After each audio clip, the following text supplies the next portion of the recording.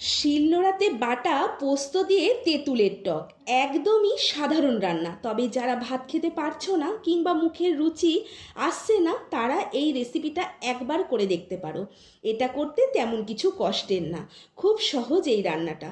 এখন যেহেতু তেঁতুলের সিজন, সেই কারণে তেঁতুলগুলোতে শাঁস কম হবে। প্রথমে লম্বা করে তেঁতুল আমি কেটে নিয়েছি। কড়াইয়ে তেল গরম হলে দেব সর্ষে, এরপর দেব কেটে রাখা তেঁতুল।